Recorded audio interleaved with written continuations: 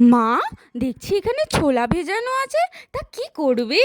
আরে তোর বাবাই আজকে রাত্রিরে কুমড়োর ছক্কা খাবে বলেছে, তাই ছোলা ভিজিয়েছি। ও আচ্ছা, তাই? তাহলে করে ফেলো, করে ফেলো। প্রথমে গ্যাসের মধ্যে কড়াটা বসিয়ে খানিকটা তেল দিয়ে, তেল যেই গরম হয়ে গেল তার মধ্যে জিরে, শুকনো লঙ্কা আর গোটা গরম মশলা দিলাম। তারপর টমেটো কুচি দিয়ে গ্রেট করে রাখা আদাও দিয়ে দিলাম।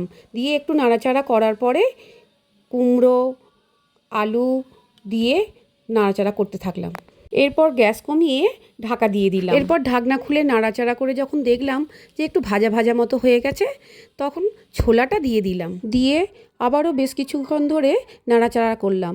নাড়াচাড়া করার পরে দেখলাম যে একটু বেশ ভাজা ভাজা মতো হয়ে গেছে, তখন হলুদ গুঁড়ো, একটু নুন, একটু চিনি, তারপর আমার যে মশলা তৈরি করা রয়েছে সেই মশলা একটু দিয়ে দিলাম। ভালো করে কিছুক্ষণ ধরে কষিয়ে নিয়ে জল ঢেলে চাপা দিয়ে দিলাম। বেশ কিছুক্ষণ পরে ঢাকনা খুলে দেখলাম যে জলটা কমে গেছে কিনা, আর আলু, কুমড়ো এগুলো ভালো মতো সেদ্ধ হয়েছে কিনা ভালো করে দেখে নিলাম। যখন দেখলাম তরকারি আমার প্রায় রেডি, তখন ঘি আর গরম মশলা দিয়ে একটু ভালো করে নাড়িয়ে দিলাম।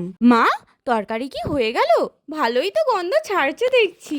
হ্যাঁ রে মানা, এই তো তোর বাবার কুমড়োর ছক্কা একেবারে রেডি, এক্ষুনি নামাবো। এবার কুমড়োর ছক্কা খেয়ে বল কেমন তরকারিটা হয়েছে, তোর বাবাইকেও জিজ্ঞাসা কর। আমার তো দেখেই খুব খিদে পাচ্ছে। ওহ, কি সুন্দর দেখতে হয়েছে। দাঁড়াও, খেয়ে বলি কেমন হয়েছে। ওমা, অসাধারণ খেতে হয়েছে।